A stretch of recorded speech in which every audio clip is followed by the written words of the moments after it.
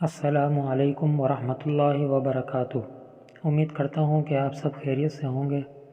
آپ سے گزارش کی جاتی ہے کہ چینل کو ضرور سبسکرائب کریں اور ویڈیو کو زیادہ سے زیادہ شیئر کریں اور دین کی تبلیغ میں ہمارا ساتھ دیں۔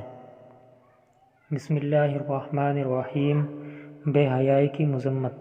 حضور اکرم صلی اللہ علیہ وسلم نے فرمایا، جب تم حیا نہ کرو تو جو چاہو کرو۔ بخاری و مسلم۔ یعنی جب حیا ہی نہیں تو سب برائیاں برابر ہیں۔ تشریح۔ شرم و حیا بھی آدمی کو بہت ساری برائیوں سے بچا لیتی ہے۔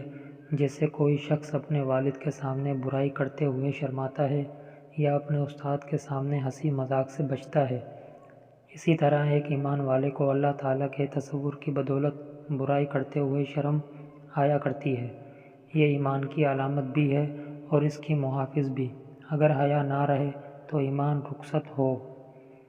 ایک حدیث شریف میں یہ ہے، اس میں شک نہیں کہ حیا اور ایمان دونوں ساتھ رہنے والے ہیں، جب ان میں سے ایک اٹھا لیا جاتا ہے تو دوسرا بھی چل دیتا ہے۔ مشکوٰۃ۔ ایک اور ارشاد یہ ہے کہ حیا ایمان میں سے ہے اور ایمان جنت میں پہنچانے والا ہے۔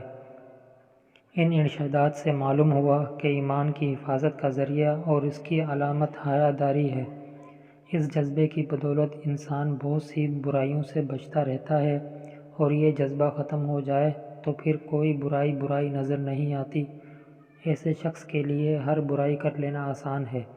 اگر آدمی اللہ تعالیٰ کے احسانات کے دیکھے اور اپنے اعمال پر نظر ڈالے تو اسے اللہ تعالیٰ سے بھی حیا آنے لگے گی۔